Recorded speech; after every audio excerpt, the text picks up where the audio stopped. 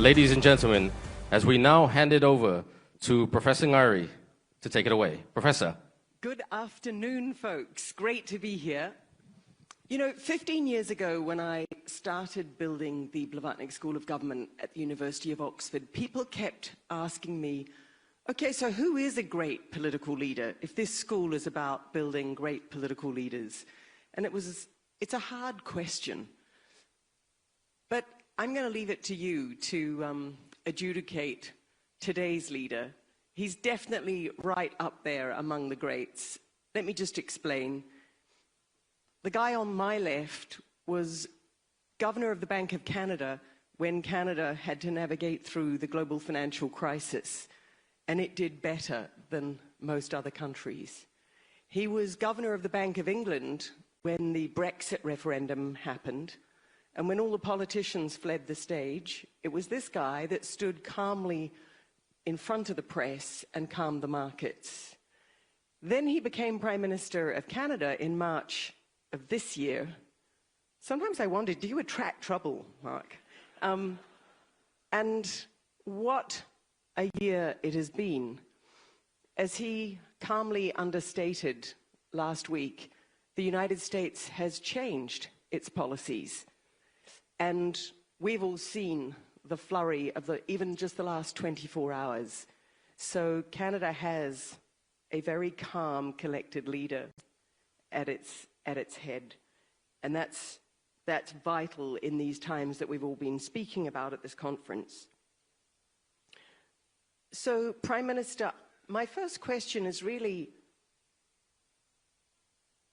because US policy's changed and because Canada needs to find, I think you mentioned, reliable allies and partners around the world, how quickly can Canada diversify its trade, and what role can ASEAN play in that? Well, first off, I wanted you to keep going talking about me. I was very much enjoying that. And now the questions, now the hard part. Look, first, just to give a bit of context in terms of our ambitions, and they are large. We laid out last week that we want to increase our non-U.S. exports by 50% within the next decade. Shorter time frame than that. It's about $300 billion to give context to that. We would expect that a substantial proportion of that will come from ASEAN. And it's one of the reasons why we're looking to complete the free trade agreement with ASEAN within the next year. And I met with both, obviously, and I want to pay tribute to Prime Minister Ibrahim for his chairing of ASEAN, great success this year. So I met and discussed with him, but also with next year's chair, President Marcos, and made that a priority. So ASEAN will play an important role in that. As well, we will pursue a series of bilateral FTAs, and as it happens, again, with the Philippines, we decided today that we would accelerate. Both we would pursue a free trade agreement, but on an accelerated basis between Canada and the Philippines. We have a free trade agreement with the EU. We have one. We are, of course, core to CPTPP. In fact, we have free trade agreements with 15 jurisdictions around the world, 2/3 of global trade. Now, some of those free trade agreements operate a little more predictably than others. No prize for guessing which ones. And our strategy is to broaden and deepen with those partners who believe in rules-based trade, who are complementary to us, and who share the same values. Because in the end, you can write a lot down in terms of trade agreements. You know trade agreements well. They're about this thick. There's a number of negotiators I can see in the front row here, and business people who rely on the letter of the law, but it's also the spirit of it. And having the interests aligned. I'll finish on this, which is I found it interesting coming into ASEAN this morning.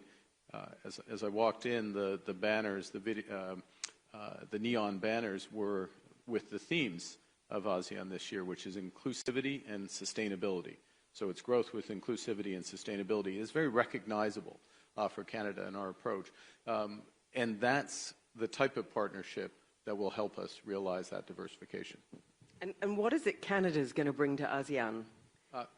Again, I would start with the values around inclusivity, sustainability, a sense of solidarity, so you're building in true partnership. But then we look to the economic and where the complementarities are. So apart from that trading network that I just referenced, we're an energy superpower, unabashedly energy superpower. We have the third largest reserves of oil. We have the fourth largest reserves of LNG. We've just started our first LNG shipments, helped by Malaysia, Petronas, in the last 6 months. We will be up to 50 million tons annually of LNG by the end of this decade. We'll double that by 2040. So this is very large scale.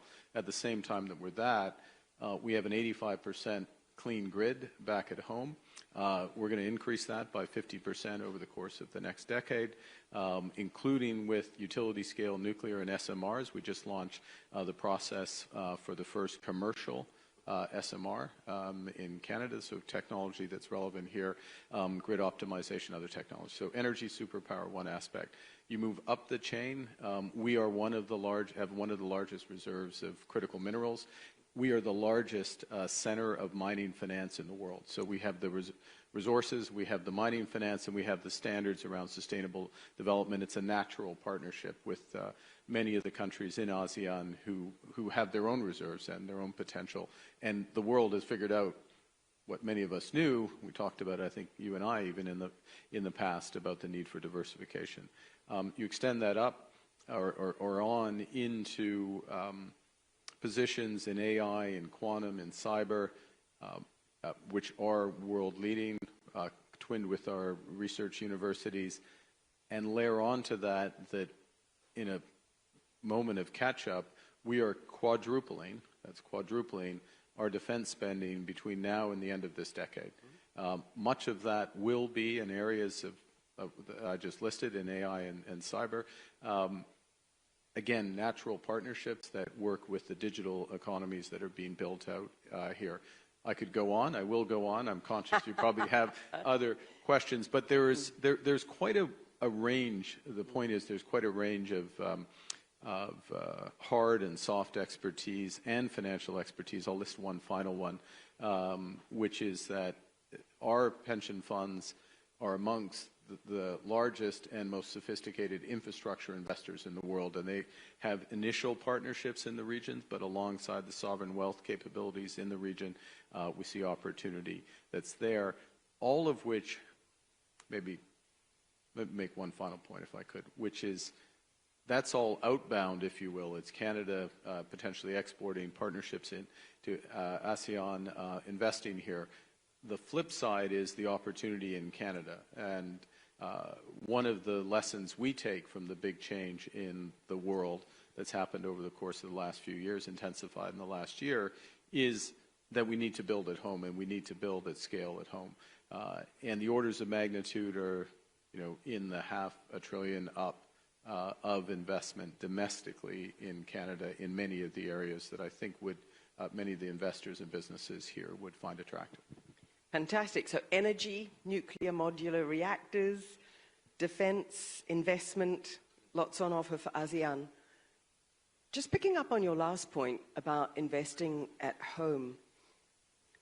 Folks here in ASEAN have been speaking over the last day and a half about the need to reduce barriers within ASEAN, to improve trade within ASEAN. In the European Union, Draghi letter, etc., have talked a lot about reducing barriers within the European Union, and you've spoken quite a lot about the need to do this in Canada, so that there's less barriers between the provinces. What makes that hard? Like, what are the things you need to do to make that happen? And how could, because I think both in Europe and in ASEAN, countries need to learn this, but... Well, and let's put this in context. The worst case global trade war scenario, many of which various organizations were running earlier this year, the IMF and others, others calculated for us that just reducing domestic barriers in Canada alone would have a bigger economic payback than would be taken away by the worst case scenario. So that's just reduction of barriers. I don't think she'll mind me quoting this. I'll do it Chatham House rules. I was a lead of a large international financial institution here in Kuala Lumpur may have said earlier today in a closed-door session that their calculations of removing the barriers within ASEAN, the main barriers, I think even on just goods trade, was about 4.5% of GDP. Of ASEAN GDP. Those are big, big numbers. So that's more than a percentage point of global GDP if you just do the multiplier on that. So these are large. Now, how do you do it? In Canada, we have done it at the federal level. That was one of the things we did within the first few weeks of getting into office, is we passed a law which removed all the federal barriers. Now we need to do the hard part, which is between the various provinces. And I guess the point is that there are two models to do this. One is the European one, where you move the responsibility up and you have a harmonization across the whole level, the whole grouping. And the other is you have some form of mutual recognition, substituted compliance. I will acknowledge that your rules are roughly comparable to mine, so you don't have to meet both of those standards. It's not really my place, but I would suggest that it's far more likely that it's that type of approach that would work in ASEAN, given there's not the element of there's no element nor prospect of a political union.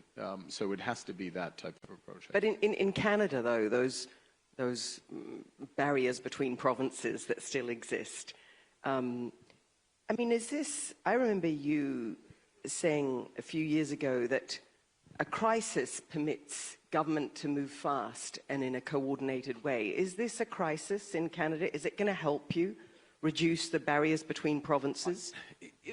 Yes, it's a crisis because it's a fundamental change in many of the operating, I was going to say assumptions, but the operating rules of the system. I mean, the reliance on the open global trading system, a reliance and an expectation of further integration, particularly in North America. I mean, that's not going to happen. That doesn't mean there isn't still going to be a fair bit of free trade in North America and cross-investment, but this sort of relentless process of greater integration has reversed. That's a big change. And when you have a big change like that and you had your economy oriented towards that, which ours was, some of your strengths become vulnerabilities, and you have to do big things. And so one of the lessons, we've talked about this, many in the room have lived it. I've certainly, by luck, I would like to say, not because of cause. I didn't cause the crises I've been in. But my experience of being in them is, in a crisis, you have to be bold. You have to act big. Uncertainty weighs down activity, and unless you're leading from the center, whether you're a central bank with respect to supporting financial institutions or monetary policy, or you're a government in terms of charting a new course, you need to be bold. And that's why we're looking for scale in terms of diversification of our exports. That's why our budget, which is coming out in 2 weeks' time, is going to have what we call generational investment in Canada on an order of magnitude that really changes the scale of the economy, the ambition of the economy. Of course, it will also, just by its very fact, provide GDP and growth and jobs for Canadians. But as important as that is, more important is going to be a reorientation of the country, and very much an outward-looking orientation that I think is very complementary to ASEAN. One of the really hard things for the countries in this region is that although, in theory, they would be able to negotiate, for example, with the United States much more strongly if they held together, the new US approach is very much, we'll only negotiate with countries one by one. How can countries in the rest of the world who want to diversify and sustain cooperation, how can they balance the need to line up and do one-by-one deals with the US administration with the need to actually forge relations in their own region with other regions? I mean, it feels like, you know, you've been a bit of an example for European leaders in how to do that, how to sit calmly and negotiate in the White House, but at the same time, you're here, you're pursuing those other kinds of deals. But I just wondered, what's your observation on this for countries in ASEAN who are being pushed to do the one-to-one deal, but who actually need to think about their other trade partners? Well, I think there's a couple of things, and with respect to the European Union, of course, President Costa is here as well, also participated as a partner of ASEAN in the meetings this morning and through tomorrow. And that'll bring me to a point I'll make in a second. I think a few general points about the situation with respect to the United States. The United States has a new trade policy, but it applies to every country, every jurisdiction in the world. We understand that and we respect that. It is a major shift, and the way we're framing it is it's a rupture, not a transition. This is a very big change, almost overnight, and therefore it's difficult to deal with. It can be difficult to deal with, but everybody's dealing with it. That's the first. The second is, if your economy is highly integrated, or certain sectors are highly integrated with the United States, revealed preference, to use a fancy term, is that you will pay a price to keeping access to that market, either in the form of tariffs, changes to some domestic policies, commitments for investment. Different countries have done various versions of that. What you should try to avoid doing, though, is tying your hands about what you can do with other jurisdictions.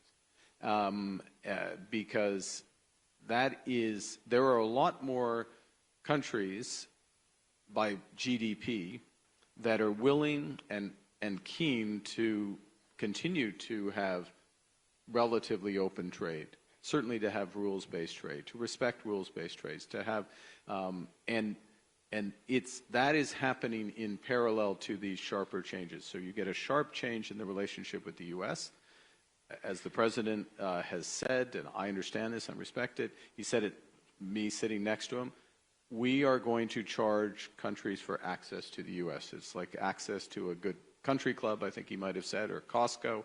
To put it the other way, I think he thinks more on country club than Costco. We understand it. It is the premium market. It's the most dynamic economy. You decide what you're willing to pay, but at the same time, you want to be in other clubs. You want to be at other tables. You want to be building that out. And I said I would make a point about the European Union. I think it's quite relevant for ASEAN, or if I may broaden it a bit more towards CPTPP, some members are part of that. These are two large trading blocs with not identical, but complementary approaches to trade. And there is an opportunity. It's a point I've made.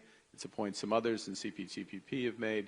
There is a possibility of bringing those closer together, having at a minimum a docking between the two blocks or broader arrangements that there.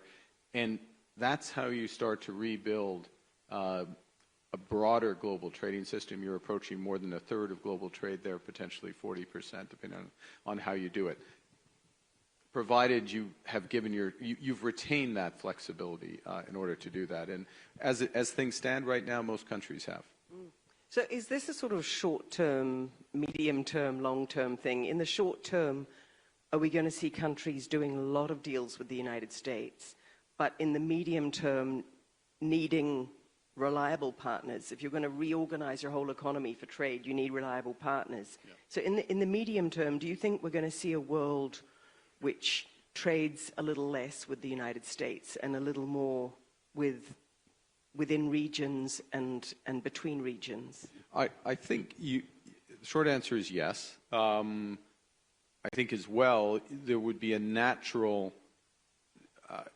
It's at a minimum it's an acceleration of a trend that the weight of economic activity and dynamism would drive as well. I mean, this is we're in one of the most, arguably the most dynamic regions in the world, and naturally more trade is going to flow to here. I'll give you another example. Just the very fact that one of the themes of this presidency is sustainability. And there's an understanding that moving towards lower carbon energy, lower carbon manufacturing, lower carbon services, etc., will be a driver of competitiveness. It's good for the planet, but it's a driver of competitiveness. There's an understanding of that. And it's not just a theme, but a lot of the discussions are around how do we build that out. That is not a priority at present in the United States, or at least it's not an administration priority in the United States. So naturally, trade is going to shift away by definition. The other reason is from the U.S. for a period of time on that. It's also shifting because it's more expensive to trade with the United States. That's what a tariff does, and that will drive some of that as well. But all of that said, the United States is the world's largest. It is the most dynamic economy. It is a source of constant innovation, and everyone, very much Canada included, is going to want to be active. And look, you've long championed kind of sustainability in a number of roles, advising the UN, advising prime ministers, etc. Are you optimistic or about the sustainability agenda holding? I mean, the world as I see it, the backtracking of the United States has led a lot of companies to say, actually, let's slow down on the sustainability stuff. Let's slow down on the net zero stuff. Are you seeing that? Is it harder to be an advocate for net zero? Well, I've got a different job now, which is to advocate for Canada and to manage for Canada. What I think you're seeing is, and this is in terms of our approach, you're seeing a sharp move towards performance over targets, investment and action over sort of prohibition. So in other words, and I'll give example on that, which is, I referenced earlier, Canadian LNG and the opportunity that's there. If we went back 5 years, there would have been a greater focus on leapfrogging from coal in the region to solar and storage, particularly. There's probably more of that that transition is going to be with gas for a period of time. There will be a number that do leapfrog. So that's an example, but that's a material reduction in emissions. It's a different route to it. Carbon capture. Let me give one other example. Canada has just under 12% of the global capacity in carbon capture, a huge number. I referenced about $500 billion of investments over the course of the next 5 years. Part of that will be in major carbon capture to decarbonize our exports of oil, decarbonizing Scope 1, Scope 2, to be clear. You can't decarbonize Scope 3. Again, that's performance, and that's investment for emission reduction. So that's a shift. I can make one last point, which is something coming out of the region. Singapore, Malaysia, and others have been amongst the leaders here, which is actually tracking the emissions of goods and soon services, so it's going to be clearer where that performance is. So you mentioned there that it's one thing to be an advisor on sustainability, it's another thing to become Prime Minister for all Canadians, including those who are in the energy sector. What surprised you about becoming Prime Minister? I mean, there's not that many Prime Ministers in this room. What was the surprise? What was the surprise? It doesn't end. There's an insight. Well, it does end, actually. I shouldn't say that. When you say it doesn't end, that's just before it ends, actually. But I meant more from a 24/7 perspective. What's the most surprising thing? I think I'll give the most positive surprise, is that you have access to unlimited resources for an issue, so that and it doesn't matter what the issue is, the only thing that's holding you back is lack of imagination and to some degree time, but people will help their government. People will pick up the phone. They will respond to your inquiry. Your officials will be able to get the information, and that is a big advantage. The only caveat to that, you and I know, and many of us in the room have lived through crises. In a crisis, you're never going to have perfect information. You have to know when you've you've done enough in order to take a decision with imperfect information. But you do have the privilege of, in these roles, of being able to draw on the resources of your country, including the intellectual resources of the country, and it's important to do so. And look, last question, and it's a big one, but you're an economist, you've been chair of the Financial Stability Board, you've navigated now both financial crises and trade crises. Where do you see the global economy in 5 years' time? Or over the next 5 years, are there big things you think are going to change? Well, I think it's. I will quote our host, our ultimate host, the Prime Minister, this morning, which is, "Where's the effect of the old world or the old system is gone, the new one has not yet formed." And so it's a big question, and it's an important question because, in many respects, those of us in this room will help determine where that is.